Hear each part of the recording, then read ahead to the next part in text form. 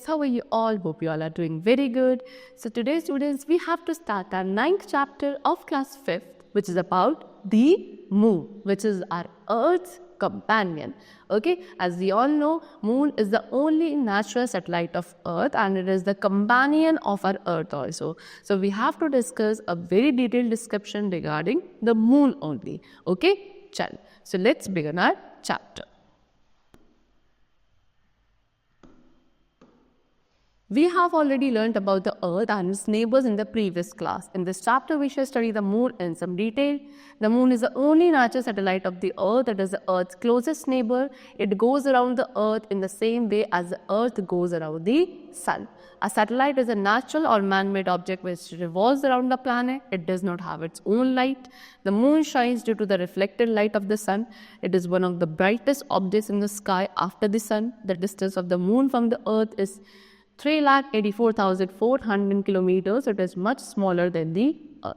So basically students क्या बता रहे हैं, आज हमें मून के बारे में पढ़ना है जो हमारे अर्थ का सबसे क्लोजेस्ट नेबर है. ठीक है, सबसे क्लोजेस्ट. सो मून क्या है? ओनली नेचुरल सैटेलाइट, एक अकेली नेचुरल सैटेलाइट जो हमारे अर्थ की है. ठीक है, ये सबसे क्लोज हेवनली बॉडी है टू आवर अर्थ. क्या करती है? अर्थ के अराउंड मूव करती है. जैसे अर्थ सन के अराउंड मूव करता है, सिमिलरली मून जो है वो अर्थ के अराउंड रोटेट करता है. ठीक है, basically what is a satellite? Satellite तो भी एक मैनमेड या नेचुरल ऑब्जेक्ट होता है जो किसी प्लैनेट के अराउंड मूव करता है. ठीक है, ये नेचुरल भी हो सकती हैं और मैनमेड भी हो सकती हैं. आपके जो सैटेलाइट्स होती हैं इनकी खुद की लाइट नहीं होती है.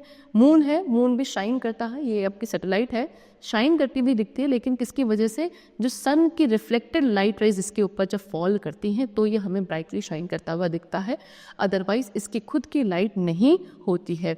One of the brightest object in the sky after the sun. Sun के बाद सबसे ज़्यादा ब्राइटेस्ट ऑब्जेक्ट है जो हमें स्काई में दिखता है. जो इसका डिस्टेंस है फ्रॉम द अर्थ वो है 3,84,400 किलोमीटर्स.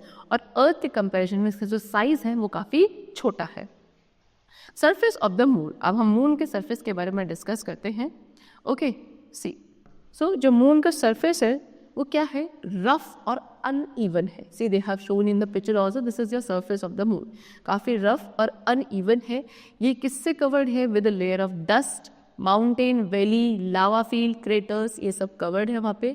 क्रेटर्स क्या है? Deep holes form when meteorites that is rocks from the outer space hit against the surface of the moon.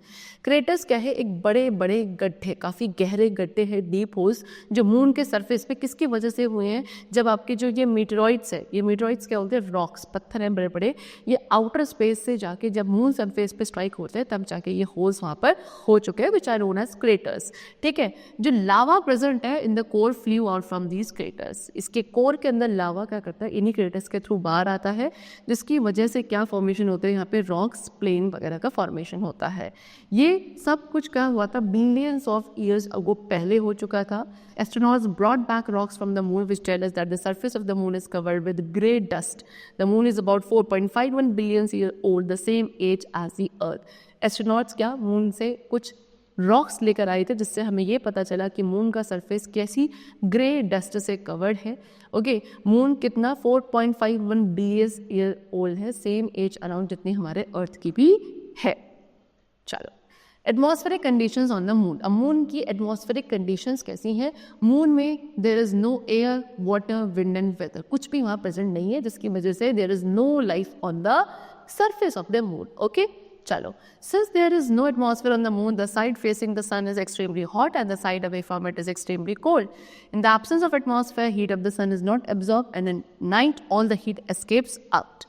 See, क्योंकि वहाँ पर एटमॉस्फेयर नहीं है, आपके मून सरफेस पे एटमॉस्फेयर प्रेजेंट नहीं है, उसके बावजूद भी जो साइड आपके इसकी सन की तरफ फेस करती है वो हॉट रहती है और जो साइड आपके सन से अवे होती है वो एक्सट्रीमली वहाँ पे ठंड रहती है. एटमॉस्फेयर की एब्सेंस में क्या होता है? जो सन की हीट है वो एब्जॉर्ब नहीं हो पाती है और रात के टाइम पे क्या रहता है? जो हीट है वो आपकी बाहर निकलने लगती है.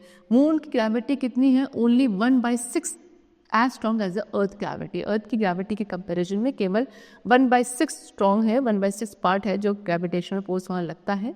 इन एब्सेंस ऑफ एयर के एब्सेंस में no sound can be heard on the moon, क्योंकि वहाँ एयर प्रेजेंट नहीं है और इस वजह से मून पे कोई साउंड भी ऑडिबल नहीं होती है, बिकॉज साउंड को भी मूव करने के लिए, ट्रैवल करने के लिए क्या एयर की रिक्वायरमेंट होती है बेसिकली, किसी मीडियम की, क्योंकि वहाँ पे कोई मीडियम ऐसा है नहीं तो वहाँ पे साउंड भी ऑडिबल नहीं होती है।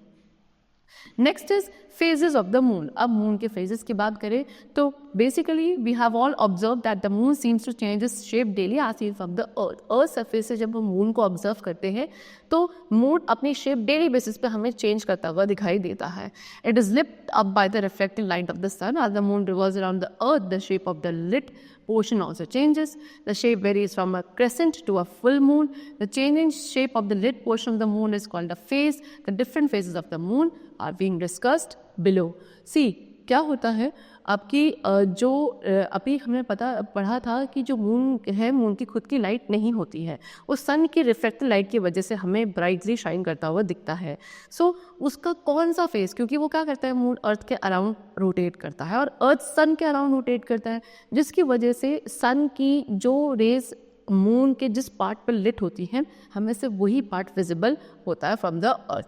ठीक है, सो जो जैसे जैसे मून का जो लिट पोर्शन पे पड़ने वाली लाइट होगी, ओके, वो जैसे जैसे चेंज होता जाएगा उसकी शेप भी हमें नीचे चेंज होती हुई दिखती है। तो शेप आपकी कहाँ से वेरी करती है, from a crescent to a full moon, यानी कि पहले हमें क्रेसेंट शेप दिखती है और चेंज होते होते हमें फुल मून तक भी विजिबल होता है। ठीक है, सो ये जो चेंजिंग शेप है मून के लिट पोर्शन की, इसको ही फेज कहा जाता है। और जो डिफरेंट फेजेस हैं मून के वो हमें गिवन है, जिसमें कि नंबर 1 है न्यू मून। न्यू मून क्या होता है, काफ़ी टाइम आपने ऑब्जर्व किया होगा, we do not see the moon at all, हमें मून पूरी तरीके से दिखता ही नहीं है ना, मून की कोई भी लाइटेड साइड हमको विजिबल नहीं होती है from the earth, this is called new moon. Next is crescent moon. Crescent moon क्या है, when only a small portion of the moon, see this is your new moon, जब आपको moon बिल्कुल disappear होगा, अर्थ surface से दिखेगा ही नहीं, उसको न्यू मून कहेंगे। Second is crescent moon. Crescent moon क्या होता है, जब आपको मून का सिर्फ स्मॉल पोर्शन विजिबल होता है, क्योंकि वो उतना ही पोर्शन है जितने पे सनलाइट रिफ्लेक्ट कर रही है मून के, है ना, तो अर्थ से सिर्फ उतना ही पोर्शन अवेलेबल होता है और उतना ही हमें विजिबल होता है। This is known as what, crescent moon, like this, ये जो चीज़ है इस तरीके से, ये आपका क्रेसेंट मून होता है। Next is half moon. When half of the moon is seen it is called half moon, जब कितना मून का हाफ ऑफ द पार्ट हमको विजिबल होता है। ओके,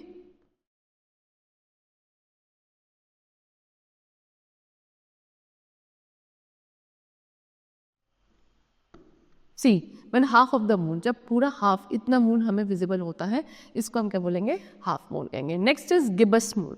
गिबस मून क्या है, गिबस मून आपका होता है where 3/4 of the moon is sink, कितना 3/4, हाफ से भी ज़्यादा।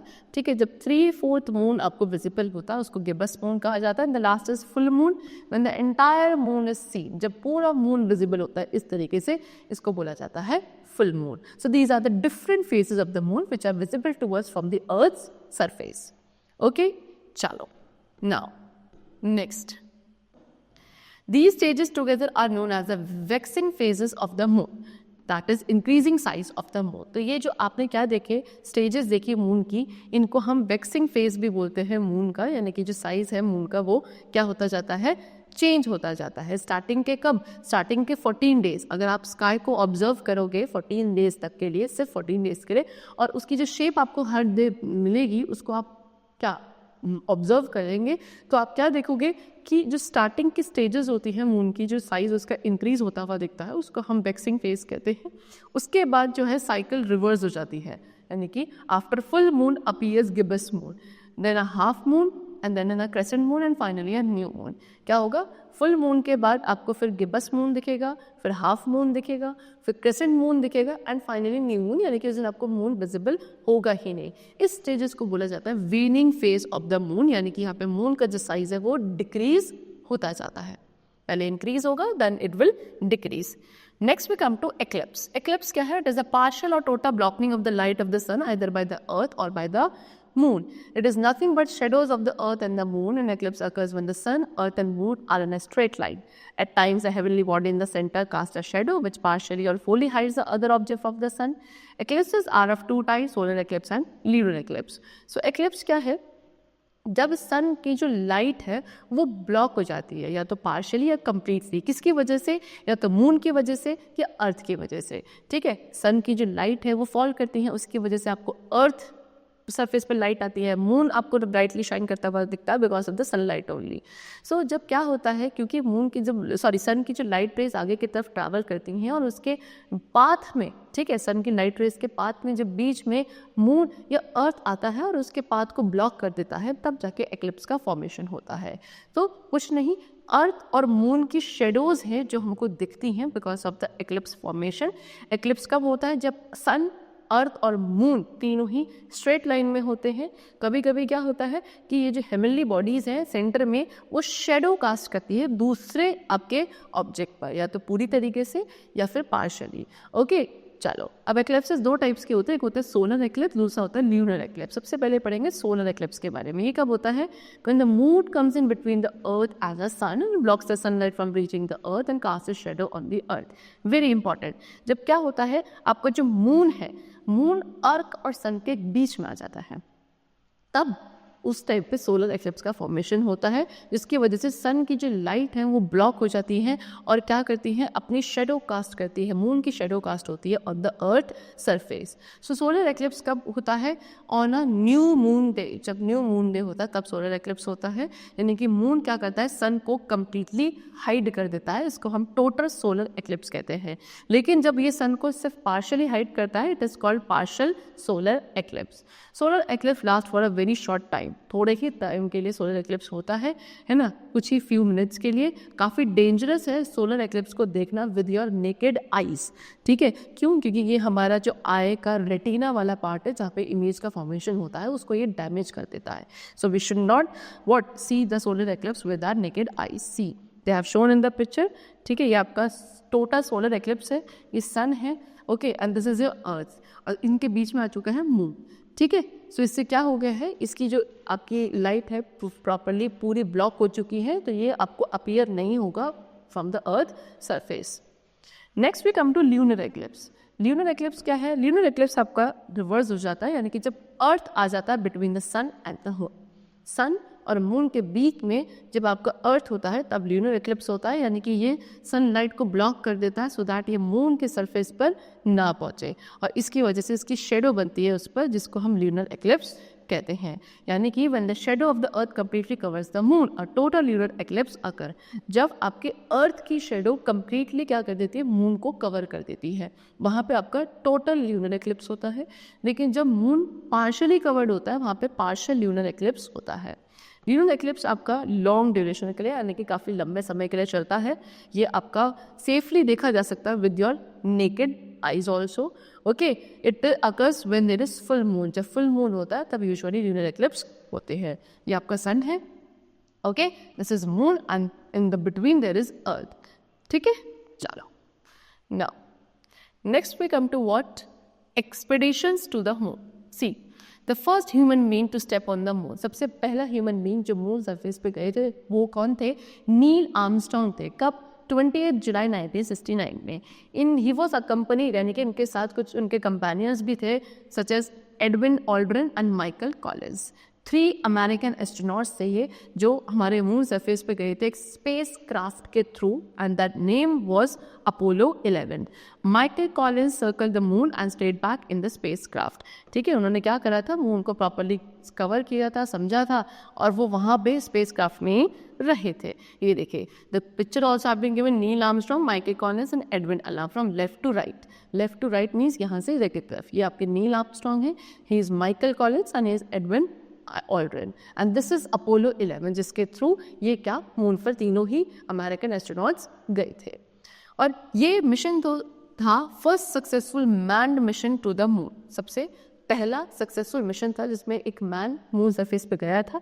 उसके बाद बहुत सारे स्पेसक्राफ्ट हैं जो मून पर गए हैं, और काफ़ी सारी इंफॉर्मेशन मून के बारे में गैदर वहाँ से करी गई है। Okay, now we come to artificial satellites. तो मून तो एक नेचुरल सैटेलाइट है, लेकिन कुछ आर्टिफिशियल सैटेलाइट्स भी होती हैं जो कि मैन मेड ऑब्जेक्ट्स होते हैं। यानी कि कौन बनाता है, साइंटिस्ट इनको लॉन्च करते हैं स्पेस में, और एक कॉन्टिन्यूसली क्या करते हैं, अर्थ या कुछ बाकी हेवनली बॉडीज़ के अराउंड ऑर्बिट में रोटेट करते हैं, उनकी इन्फॉर्मेशन गैदर करते हैं। ठीक है. The space age begin when the first artificial satellite Sputnik first was launch by the Soviet Union in 1957. 1957 में सोवियत यूनियन ने जब पहली आर्टिफिशियल सैटेलाइट स्पुतनिक 1 को लॉन्च किया था, तब हमारी स्पेस एज स्टार्ट हो गई थी. ठीक है. उसके बाद से बहुत सारे सैटेलाइट्स हैं जिनको लॉन्च किया गया है बाय द वेरियस कंट्रीज. पहली आर्टिफिशियल सैटेलाइट जो इंडिया ने लॉन्च करी थी दैट वाज आर्यभट्ट इन 1975. उसके बाद इंडिया ने क्या क्या, Bhaskar first, Bhaskar second, Rohini, Apple, INSAT 1A, INSAT 1B, INSAT 2C, INSAT 3A, INSAT 3B, INSAT 3C and INSAT 3E. ये सारी आर्टिफिशियल सैटेलाइट्स है which have been launch by India. Okay. In April 2008 में इंडिया ने क्या लॉन्च किया था, कार्टोसैट 2A. ये एक रिमोट सेंसिंग सैटेलाइट थी जो स्पेस में भेजी गई थी. Artificial satellites are launch to space with the help of rocket. किसके थ्रू? रॉकेट्स के थ्रू आर्टिफिशियल सैटेलाइट्स को लॉन्च किया जाता है हमारे स्पेस में. ठीक है. Now uses of artificial satellites. अब ये बनाई क्यों जाती है, क्यों लॉन्च करी जाती है, क्या इनका पर्पस है? सबसे पहले weather satellites help to forecast weather. जितने भी वेदर सैटेलाइट्स हैं इनके थ्रू वेदर को फॉरकास्ट किया जाता है. ये वार्निंग देती हैं about impending storm, cyclone, floods वगैरह की वार्निंग दी जाती है. स्पेस सैटेलाइट्स क्या करते हैं, हेवनली बॉडीज़ को स्टडी करते हैं. कम्युनिकेशन सैटेलाइट्स होती हैं कुछ जिनके थ्रू टेलीफोनिक कम्युनिकेशंस पॉसिबल हो पाता है. ठीक है. ये जो आपकी कम्युनिकेशन वाली सैटेलाइट्स होती हैं ये रिसीव करती हैं और फिर ट्रांसमिट भी करते हैं रेडियो सिग्नल्स को, help in the live telecast of TV program, जिसकी वजह से जो आप लाइव टेलीकास्ट देखते हो टीवी प्रोग्राम्स के वो पॉसिबल हो पाते हैं. फिर कुछ नेविगेशन सैटेलाइट्स होती हैं जो एयरक्राफ्ट, शिप वगैरह को हेल्प करती हैं उनकी लोकेशन डिटरमाइन करने में. फिर एस्ट्रोनॉमर्स भी सैटेलाइट्स का यूज़ करते हैं to take measurement of our galaxy, solar system, star, इन सभी के मेजरमेंट लेने के लिए हेल्पफुल है. रिमोट सेंसिंग सैटेलाइट्स भी हैं which records geographical events like movement of glaciers, forest fire, forest cover etcetera. ठीक है. सो इन सभी पर्पस के लिए क्या किया जाता है, आर्टिफिशियल सैटेलाइट्स का यूज़ किया जाता है. Next is space travel. ठीक है. सो अब स्पेस ट्रैवल की बात करी जाए तो space travels like Rakesh Sharma, Kalpana Chawla, okay, and Sunita Williams. ये कौन है, ये हमारे इंडियन स्पेस ट्रैवलर्स है. ठीक है. ये एक इंस्पिरेशन है for the young people who want to go into space. जितने भी यंग पीपल स्पेस पे जाना चाहते हैं उनके लिए एक इंस्पिरेशन है. Astronauts train hard to learn about space and to adapt themselves to the conditions in the space. यानी कि एस्ट्रोनॉट्स को काफ़ी हार्डली, काफ़ी स्ट्रिक्टली ट्रेन किया जाता है सो दैट ये स्पेस के बारे में अच्छे से समझ सकें और वहाँ जाके जो कंडीशंस हैं उनमें सर्वाइव कर सकें. Mission control on the earth send space craft with astronauts into space bye means of rocket. हमारे अगर अर्थ पे क्या है, मिशन कंट्रोल है, इसके थ्रू स्पेस क्राफ्ट भेजे जाते हैं स्पेस में एस्ट्रोनॉट्स के साथ. किसके थ्रू? रॉकेट्स के थ्रू. सी ये आपको दिखाई जा रही है, ये एस्ट्रोनॉट्स है जिनकी यहाँ पे क्या हो रही है, ट्रेन हो रही है, किस तरीके से ये वहाँ पे जाके सर्वाइव करेंगे. ठीक है. इन स्पेस स्टेशंस में क्या है, सेपरेट मॉड्यूल्स हैं to work and to live. वहाँ पे सेपरेट मॉड्यूल्स बनाए हैं जिस पे काम करते हैं. ठीक है. समझते हैं. स्पेस सूट्स होते हैं. Astronauts wear create a small atmosphere around them for there is no air in the space. वहाँ पे क्या स्पेस सूट्स बनाए जाते हैं एस्ट्रोनॉट्स के लिए सो दैट वो उन्हें ही पहन कर एटमॉस्फेयर में जाते हैं. वहाँ पे एटमॉस्फेयर तो बहुत कम या ना के बराबर प्रेजेंट होता है स्पेस में, तो वहाँ सर्वाइव करने के लिए इनको स्पेस सूट की भी ज़रूरत होती है. फिर उसके बाद एस्ट्रोनॉट्स क्या है, डिफरेंट टास्क को परफॉर्म करते हैं स्पेस में. कुछ एक्सपेरिमेंट्स कैरी आउट करते हैं, कुछ वहाँ अंदर शटल में वर्क करते हैं, कुछ रिपेयरिंग वर्क करते हैं बाहर स्पेस क्राफ्ट के, कुछ सैटेलाइट्स को रिपेयर करते हैं. इस तरीके से इनके काम होते हैं. The space shuttle carries the astronauts back to the earth after the completion of the mission. उसके बाद स्पेस जो शटल होता है वो क्या करता है, एस्ट्रोनॉट्स को वापस लेकर आता है अर्थ सरफेस पर ही जब उनके मिशन वहाँ पे कंप्लीट हो जाता है. और जो स्पेस शटल्स है वो यूज़ किए जा सकते हैं again and again, while the rockets can be used only once. यानी कि रॉकेट्स का तो सिर्फ एक ही बार यूज़ किया जा सकता है, लेकिन स्पेस शटल्स को आप काफ़ी बार यूज़ कर सकते हो. Next is moon and tides. Now the gravitational pull of the sun and the moon exerts a pull on the earth's water bodies and causes tides in the sea. So जो gravitational pull है सन का और जो moon का, वो क्या करता है, जितनी भी हमारी वाटर बॉडीज़ है उन पे एक पुल एक्सर्ट करता है जिसकी वजह से सीज वगैरह में आपने क्या देखा है, टाइड्स होती हैं. Okay. Moon being closer to the earth then the sun. ठीक है, मून अर्थ के ज़्यादा क्लोज है as compare to sun, so इसका ज़्यादा इन्फ्लुएंस रहता है वाटर बॉडीज़ पर। ओके, जो हाई टाइड आती हैं अबाउट एवरी 12.5 आवर्स, ठीक है, इसी की वजह से आती है। Sea water on the side of the earth facing the moon, वो सी वाटर जो अर्थ साइड पे है में मून की तरफ फेस करता है, वो ऊपर की तरफ इट इज़ पुल्ड अपवर्ड्स, ठीक है, जिसकी वजह से ओशन में बल्जेस आते हैं दोनों ही साइड पे, यानी कि सी लेवल क्या होता है ऊपर की तरफ बढ़ने लगता है। High tides are also called spring tides, जो हाई टाइड्स होती हैं उनको हम स्प्रिंग टाइड्स भी कहते हैं। लो टाइड्स जिनको नीप टाइड्स भी कहा जाता है, ये कब होता है, ये होती हैं दो हाई टाइड्स के बीच में। जो रोटेशन है अर्थ का वो दो लो टाइड्स ज़रूर कॉज करता है एवरी डे, ठीक है। टाइड्स की इंटेंसिटी वेरी करती है मून के फेजेस के अकॉर्डिंग, जैसा मून का फेज होगा उस अकॉर्डिंग टाइड्स की इंटेंसिटी होती है। हाई टाइड आपकी मैक्सिमम होती है जिस दिन या तो न्यू मून होता है या फिर फुल मून होता है। न्यू मून और फुल मून में हाई टाइड्स आपके मैक्सिमम तब ज़्यादातर होते हैं, ठीक है। चलो, so we have completed our chapter. We have discussed very interesting facts about moon. I hope it was very clear and interesting to you. We'll meet you very soon in the next class with a new chapter. Till then, take care and thank you everyone.